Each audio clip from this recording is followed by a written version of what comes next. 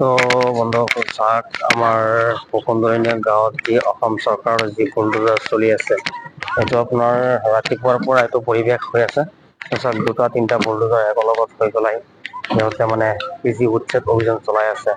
উচ্ছেদ অভিযানখন আমি যিহেতু চৰকাৰৰ নিয়ম নীতি মতে আমাৰ সমৰ্থন জনাব লাগিব। সমৰ্থন নজনালে কথাটো ঠিক নহয়। সেইটো চাওক, বুলডোজাৰ দুটাকে চলি আছে। বিশেষ আপোনালোকক দৃশ্য দেখুৱাই আছো।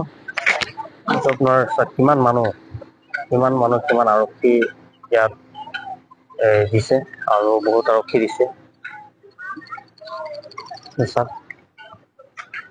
বন্ধুসকল, আজি আমাৰ দুৰ্ভাগ্যৰ বিষয় যে আমাৰ এই ইমান মানুহৰ বাৰীঘৰ ভাঙি পেলাই ইয়াৰ পৰা যাবলগীয়া হৈ আছে।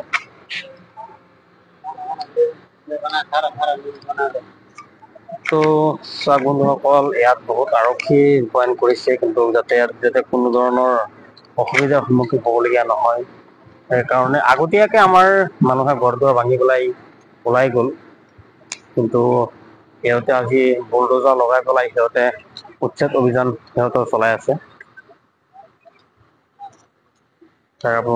আপোনালোকক দৃশ্য দেখুৱাই আছো। বুলডোজাৰ দি সিহঁতে অসম চৰকাৰৰ যি বুলডোজাৰ, এই বুলডোজাৰ দি সিহঁতে উচ্ছেদ অভিযান চলাইছে। দুটা তিনিটাকৈ চব মানে একেলগে কৰি দি আছে।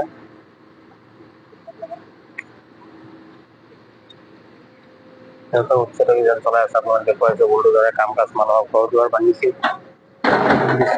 আপোনাৰ চাৰিওদিকে মানুহ আছে, সেইবিলাক বহুত মানুহ আহি আছে।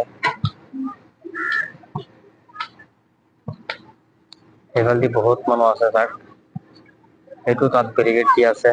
যিটো তাত বেৰিকেডৰ পৰা আমাৰ আৰক্ষী আমাৰ মানুহক ভিতৰলৈ সোমাবলৈ দিয়া নাই, বুজিছে।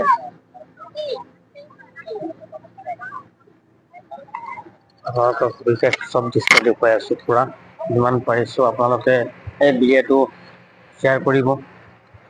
যিমান পাৰে ইমান সোনকালে শ্বেয়াৰ কৰি দিয়ক, যাতে ভিডিঅ'টো সকলোৱে যাতে দেখিবলৈ সুবিধা পায়।